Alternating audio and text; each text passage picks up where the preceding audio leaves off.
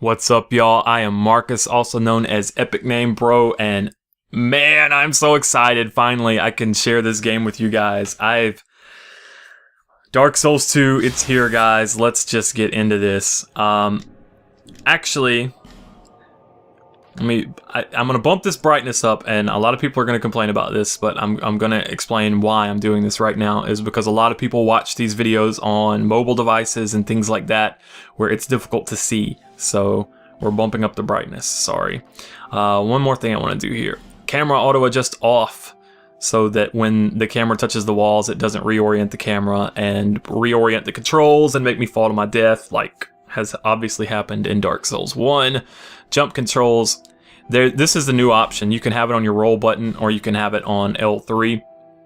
I actually recommend getting used to it on L3, and the reason why is because it keeps you from accidentally rolling when you mean to jump or jumping when you mean to roll. I like this feature a lot. It does take some getting used to, but yeah, that's good. Now, I actually have been playing this game for a while. This is something probably a lot of you guys already know, maybe some of you don't. I did work on the official guide. I contributed to it. I worked on...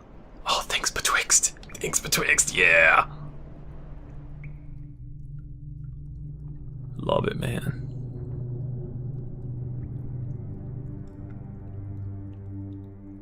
This is a limbo between Drang Lake and the outside world. The starting point for our journey.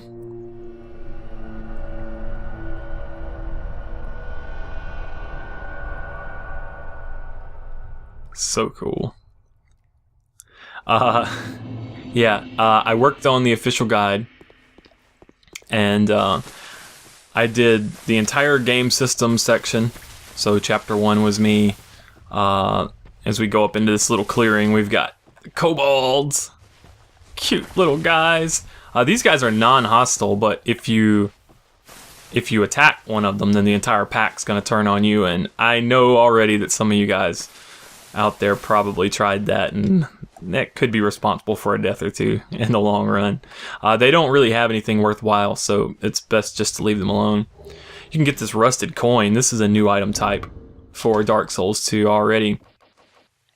Get my inventory here. Temporarily boosts luck. It basically gives you some item find, which is really useful because now there's another big change. Enemies have limited spawns, so after you kill them a certain number of times, they just don't come back anymore. So yeah, that can be a thing. If you're wanting to collect item sets, then if there's a specific set you want, using those coins can help you out. Right through here, you should take one look at this and know that you don't need to mess with it right now. We'll be back very soon. Yeah, what my contributions to the guide. I'm sorry, I'm already getting sidetracked. I'm so excited about Dark Souls 2. I did the game system. A German spy and I, he also worked on the guide. We split duties on lore, and that lore information's all either directly from the game or from FromSoft's internal documents. So that's official stuff that they've signed off on. Other things that I did, let's see, what else? I did a lore index. I'm forgetting something big. Oh yeah, a German spy and I split duty on all of the enemy strategy sections as well.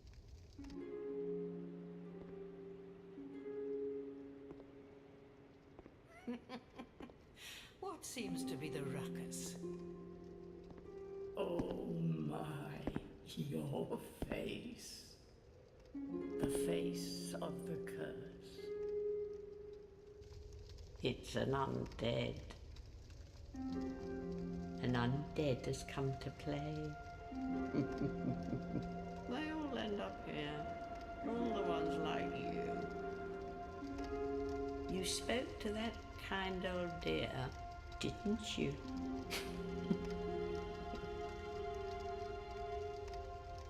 You're finished. You'll go hollow. Yes, you'll become one of them. Hollows prey upon men, feast upon their souls. This is the fate of the cursed.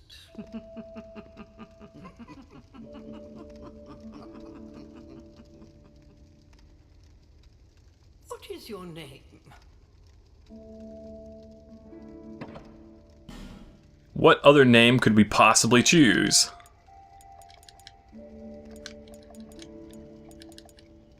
Cool.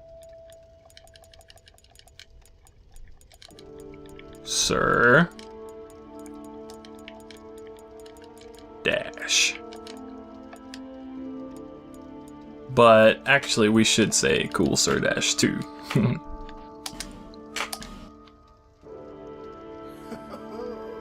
At least you know your own name. Here's your reward for sharing. It's a human effigy. Take a closer look. Who do you think it's supposed to be? Think back, deep into your past. Yes, it's an effigy of you.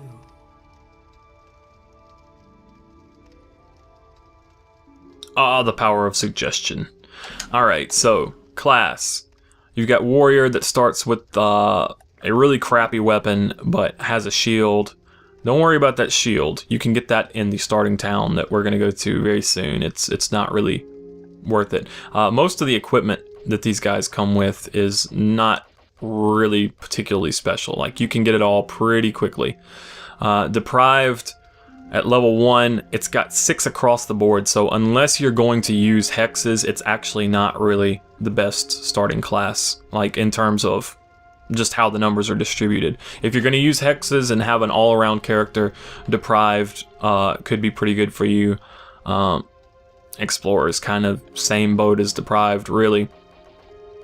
The Bandit, if you're going to have a dex-based character that's not going to use int at all, if you're going to focus on faith, then dex faith builds should basically just start as a bandit.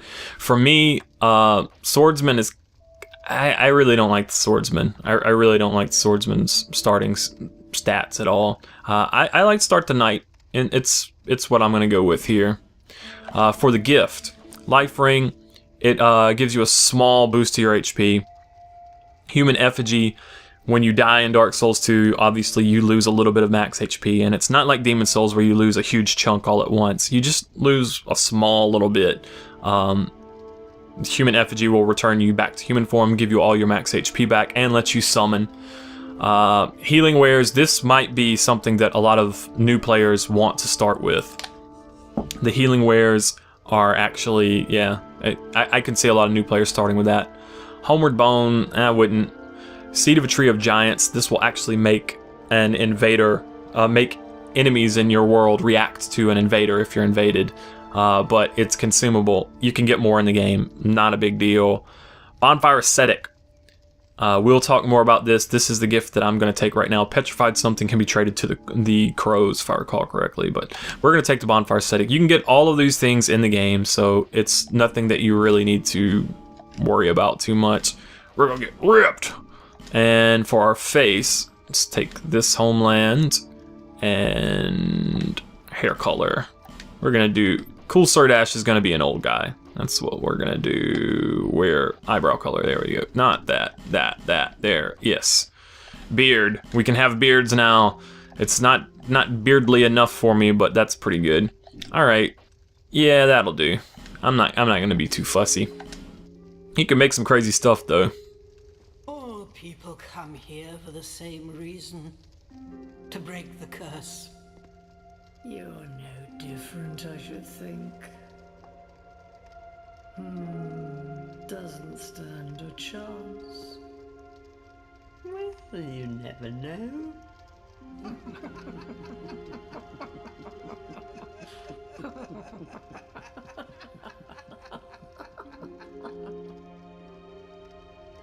Yuck it up. Yuck it up, Hoochies. Interesting thing to me, in Dark Souls 1 they tell us never shall the Bonfire Keepers meet. Self-recollection. Just throw those trophies away. They say never shall the bonfire keepers meet. And now here we see why. Because if all the bonfire keepers meet, that means they're not actually doing their jobs. They're not tending the bonfires. You lazy, useless ladies. Well, I mean, I guess you're retired. I shouldn't complain much. That's helpful. Also helpful. You. You must go on a journey without rest. Well, I suppose if you find yourself at an impasse. But if your will is yet unbroken, then you may return here to start again with a clean slate. That's actually a hint at this game's skill respec system. So we can level up, and then there's a certain item that we can get later we can bring to her, and she will let us redistribute our stat points. And you're also going to notice a weird glitch, at least in version 1.0. My beard is the wrong color. Obviously, I chose gray. But after we reload or load a new area or something like that, it'll pop in the correct color. So don't worry if your beard looks wrong. Now, go along. Go along. This is Millibeth. Is a limbo. No, this is Millibeth. A link between Drangleic and the outer world. Fair traveller, I know that you must have a story. Why else would you visit such a place? This lost, decayed kingdom. Wanted some of that mead. My name is Millibeth. The old women were once firekeepers. I am here to look after them. It is what my mother did, and her mother before her, and so on. The old women were keepers of the fire. But now, the fire shows signs of fading. And the kingdom is beset by hollows. Fire fading, kingdom beset by hollows. Sound familiar? They hint, or rather she tells you that there was a fourth fire keeper.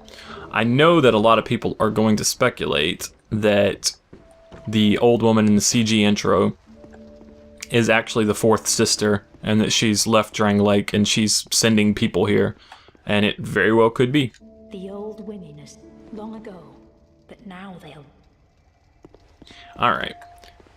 This is the way to proceed forward, but that's not the way that I want to go right now. I forgot. Let me remember what I'm doing. We're gonna go back out here now. Now that we have our weapon, and we got ourselves some life gems, we gonna hunt some rabbits. This is an ogre.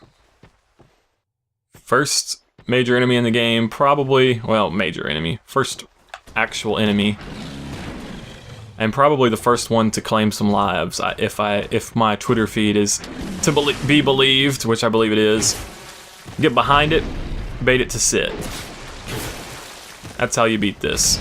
You just try to stay behind it and keep getting it to sit at you over and over and over.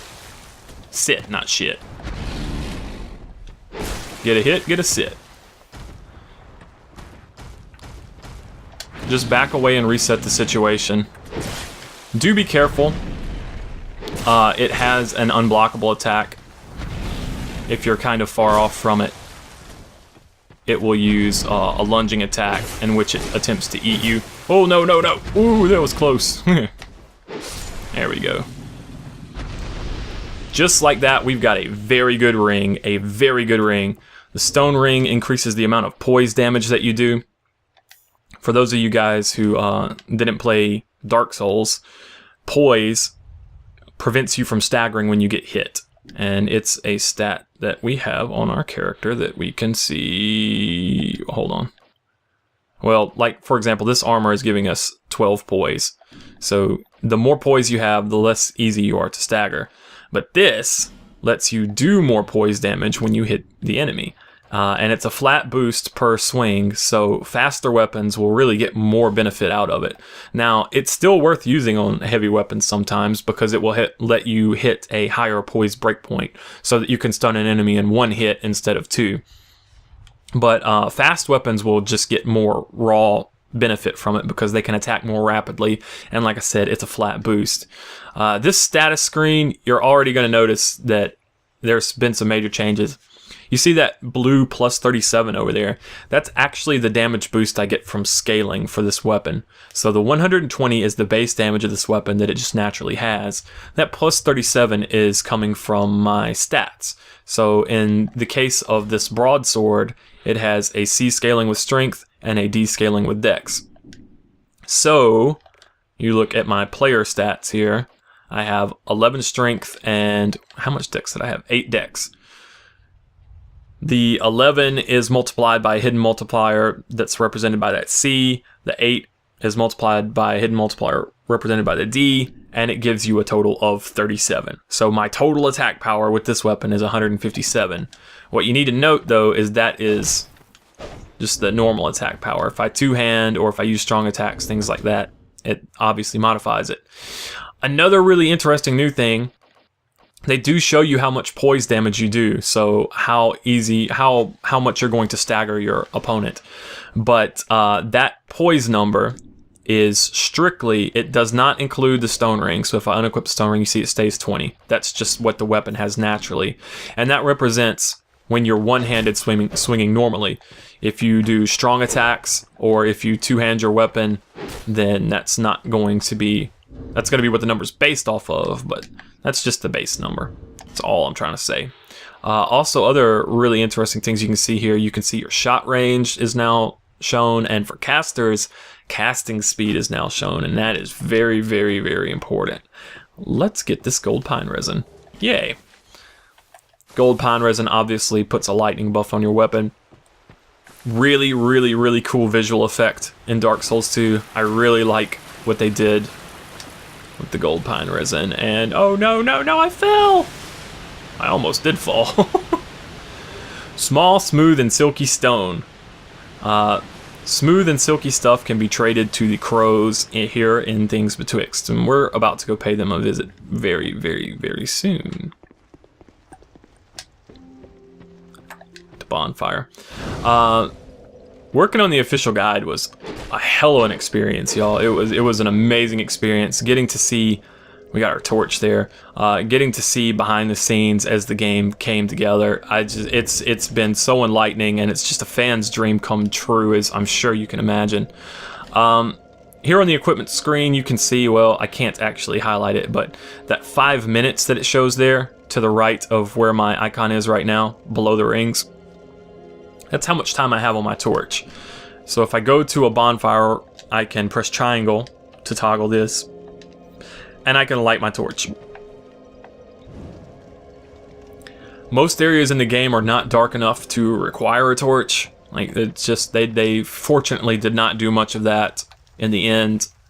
You can use it to light these sconces, or sconces, I don't know. Somebody correct my pronunciation there so I can correct it from now on. And then after you've lit it, you can relight the torch there anytime.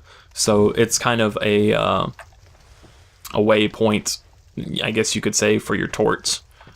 But it's not really necessary here. It does have some cool effects that you can do with the torch throughout the game, but you can read the tips, or in just classic troll fashion, FromSoft lets you attack and break the tips, and then you cannot read them. That's great. These guys are wearing the imported gear just like we were at the beginning of the game. Just undead travelers that didn't make it. They didn't make it, man. They're all hollowed out. Easy to kill. But yeah, working on the official guide was another ogre down there, along with something else, and a backstab tutorial. Gee, I wonder what this is. Yeah. Backstabs are a lot different. They're very easy to miss. It is very, very easy to miss your backstab, so be careful about that. That initial attack where he like swings his hand at it, it's very easy to miss that.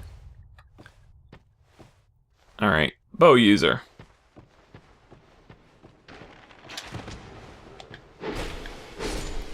And then you will die.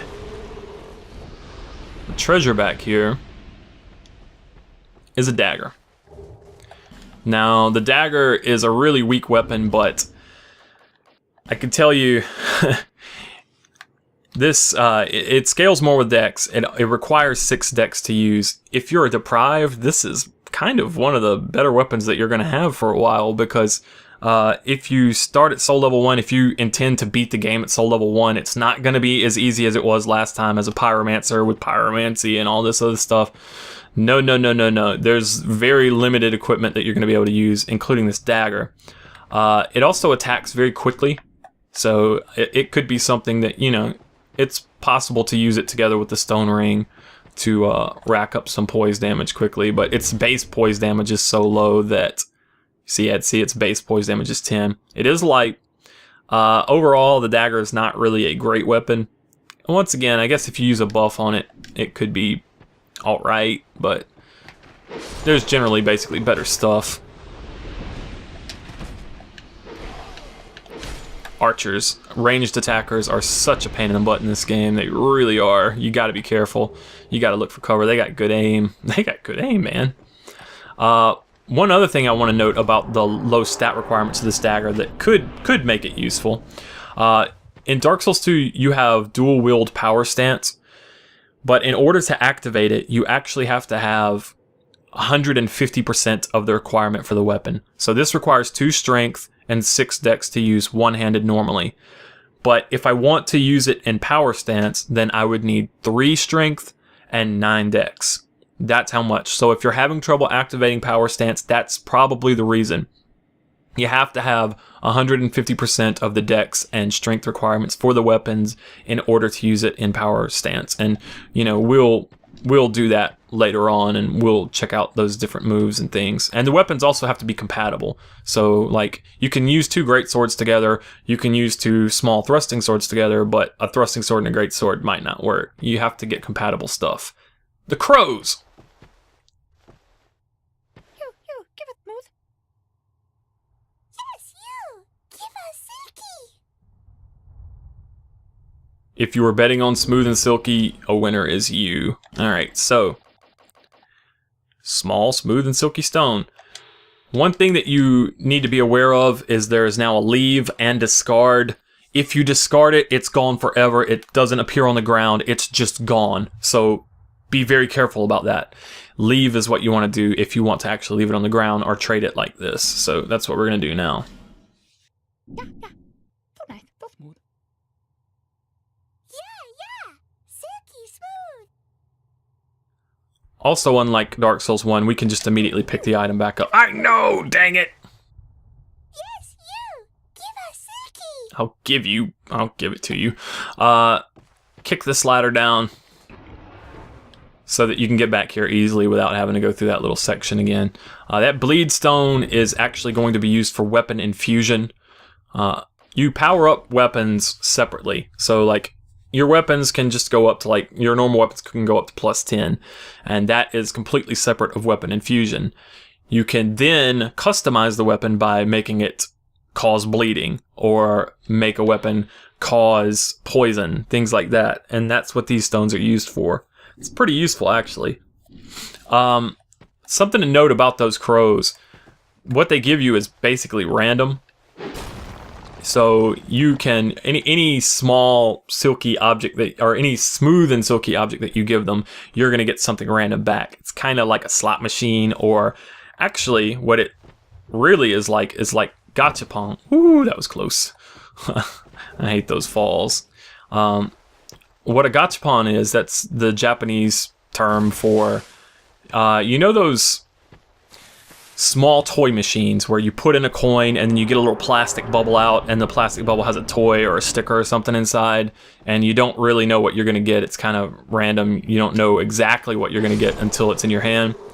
That's gachapon, and that's actually what FromSoft, that's kind of internally when they're talking about the crows, they refer to them as the gacha, which is just cool as hell if you ask me. But all right, Here is where having our settings, having our camera auto adjust off, having our jump on L3 is going to come into play. Let's try not to die here. It's very easy. I'm sure a lot of people have died right here. Whoa, it's very easy to die.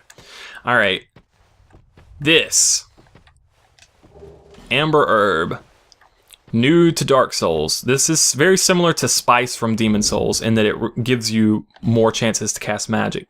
You don't have MP like Demon Souls, but this will restore spell uses. So if I have 2 uses of some big super omega powerful magic attack and I use it once and I use it again and I can't use it and then I use an Amber Herb, I can get 1 or 2 of those uses back. Really, really, really powerful. Really, really good. And let's not die here. Ooh. One thing to note about jumping too, you don't have to run for very long before you can jump. It's not like in Dark Souls 1. In Dark Souls 1, you needed to run for a second before you could actually make that leap. You can jump really rapidly in Dark Souls 2, so something else to... And one more thing to be aware of is that after you land from the jump, you automatically do that roll. You automatically do that roll, so you have to account for that. Like, if you jump to the side a little bit, it's very easy to automatically roll off to your death and be pissed off. So just try to aim for walls so that you get caught and you're not going to roll to your death. I'm probably going to roll to my death at some point during this walkthrough. Whee!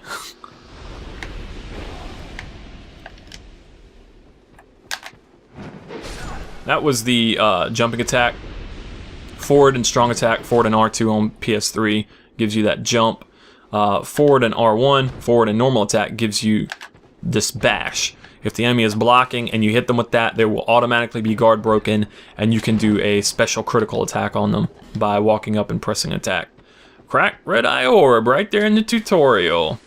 That's gonna help you, just like in Dark Souls 1, you use that item to invade other players. And if you're looking to join the Covenant, the Brotherhood of Blood, that lets you invade other players and rewards you for it, then you're going to need to get a successful invasion under your belt. You're going to need a token of spite from that in order to join that Covenant. So get yourself a cracked red eye orb and get to killing. I'm going to be doing some online play now that I'm back in the States. Whoa! And we have dedicated servers. Archers are jerks, man. I'm starting to sound like my sister. Jerk.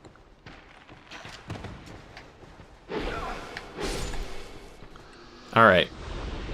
Next new thing I need to talk about, I guess it's new. It's difficult for me to even remember what's new at this point, but Life Gem. Life Gems are items that are consumable. You use them once and they're gone. You don't get them back at a bonfire, but you can move around while you're using it and it heals you over time. So see, I'm moving around even though I'm using this item and it's going to heal me over time. You can actually use that to proactively heal. How did I miss? Are you kidding me? Ah, well. Good thing I used that life gem.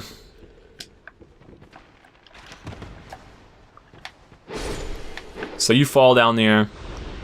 You fall down there. Kill that guy and the archer. There are a couple of places in the game where FromSoft expects you to heal proactively. There's a couple. In particular, there's one among the testers and among the guide staff, Infamous Treasure, that you are expected to heal proactively to get. But we'll discuss it when we get there. For now, we got these two ogres that we got to deal with. People are calling them hippos. They do look like hippos. And yeah, there are two of them as well. AGS Spy Franz, he likes to have them fall off, but I'm not very good at that. I tend to fall off and die myself. It is a faster strategy if you can reliably pull it off, but if you're having difficulty with it, then this is a safe way to do things, is to just bring them back here and bait one to attack you. I said bait one to attack you. Hey, how about the closer one? That was the eat attack right there. That's what that looks like. Get a hit, back up, fall down, get a hit, back up.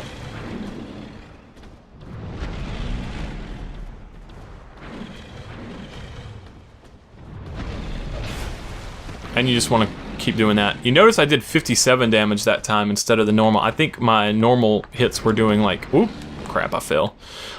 We're doing like, what, 80 or so? That's going to be due to the expanded direct hit system that exists in Dark Souls 2. And 1 second, and I'll talk about that after I... Or maybe not. Maybe I was just doing 57. Come on. Yeah, 81. So, in Dark Souls 1 and also in Demon Souls, axes, hammers, and the like were capable of direct hits, which if you hit with the correct part of the weapon, like if it's an axe, if you hit with the axe blade as opposed to the handle, you would do more damage.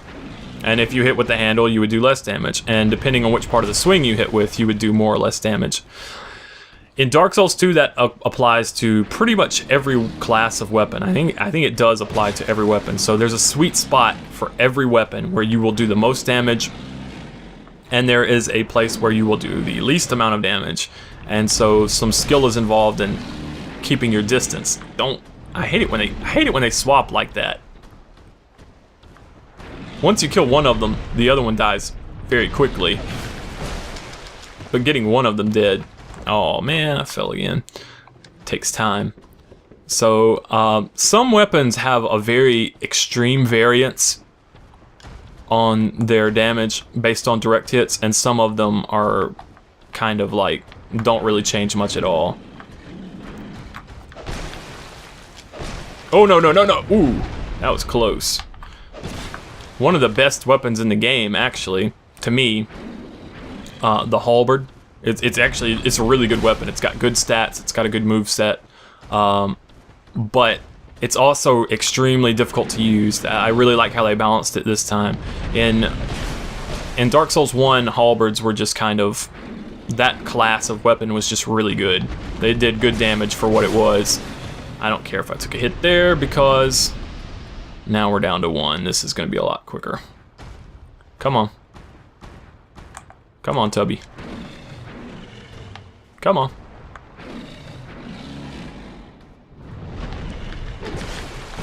And the reason I like doing this here is because it's very safe. Like, they're unlikely to combo you to death because they can't get through the door. Ooh, the very rarely seen uppercut. Normally you only see that when you're to the side of them. Damn it, I missed. Notice I'm doing 90 with those swings and 81 with these. Not such a large difference between one-handing and two-handing. Let's get close and make sure. Yeah, 98. It's a pretty decent difference, I guess. And one more hit should do it. And you did. Killing these two is completely optional.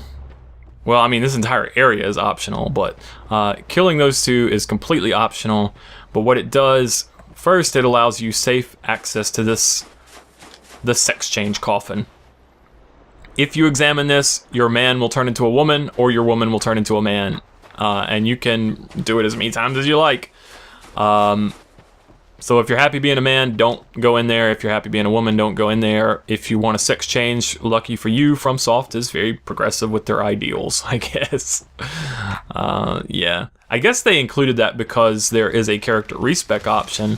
And I know some people, myself included, I admit I'm sexist. I like to make female mages and male, like, knight types. Not saying women can't be knights. Well, I mean, historically. Well, never mind. Let's just rest at the bonfire. So one thing that was, we could get to the sex change coffin, which whoop-de-doo. But the other effect there is we now have been flagged as having cleared the tutorial, and talking to Milibeth again will give us a reward. You have proven yourself to the forest. We have little to offer, except perhaps these. May they bring fortune to your journey in some small way. I don't know why the plural there, but okay, thank you. I love the symbolism of all the red. And if you remember the sealers from Dark Souls 1, the red was, at that point, a symbol of healers. So, interesting that the people who tend the bonfires which heal the undead, are wearing these red garbs. You can fast travel from the very beginning of the game. Right now, we only have firekeepers dwelling in things betwixt. You'll notice that bonfire intensity that represents how difficult the enemies in the area are. They all start at 1, but if you use bonfire ascetics, which I'm about to explain, that will increase to 2, 3, 4, 5. Keeps going on up. It gets really difficult. You can attune spells, obviously. You have access to your item box from the beginning of the game. You can store items that you don't need, don't want. Burn is a new feature. So there are only 3 types of items that you can burn. We only have 2 of them right now. The human effigy. Normally, if you use it, it restores your humanity. It reverses hollowing. That's what it says right there on the screen. Just read what it says, ENB. Just read what it says. Oh my god. So that's really useful. But if you burn it, it will actually attempt to prevent invasions. And I say attempt. What it does is it actually, the way it's coded to work is it lowers your priority in the multiplayer queue. So that will reduce the likelihood that you're invaded soon. You could still be invaded. It does not just prevent all invasions, period.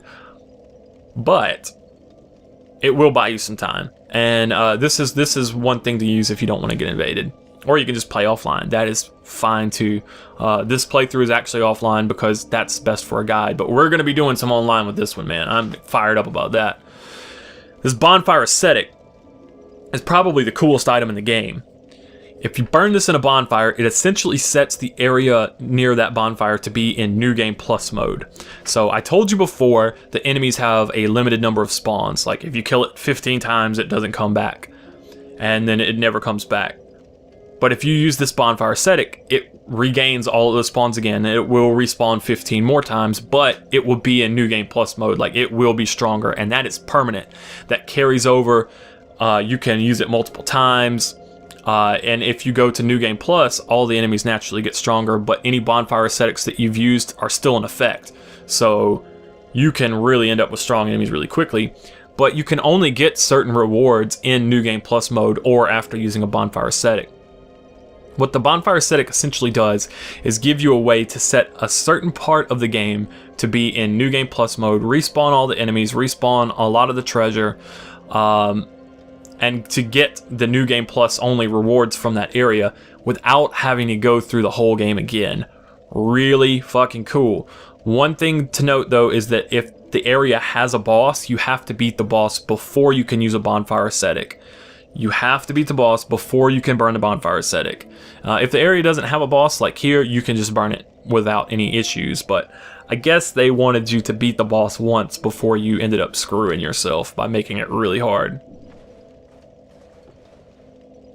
Yeah, and that's gonna wrap us up for things betwixt. So you could, you didn't have to do any of this. This is all optional, although there were a couple of cool things like the handmaid's ladle, which it's an ordinary kitchen ladle. I mean, honestly, he who chooses this as a weapon either faces extenuating circumstances or has an odd sense of humor. And really, guys, if you care for your life, leave this one in the kitchen.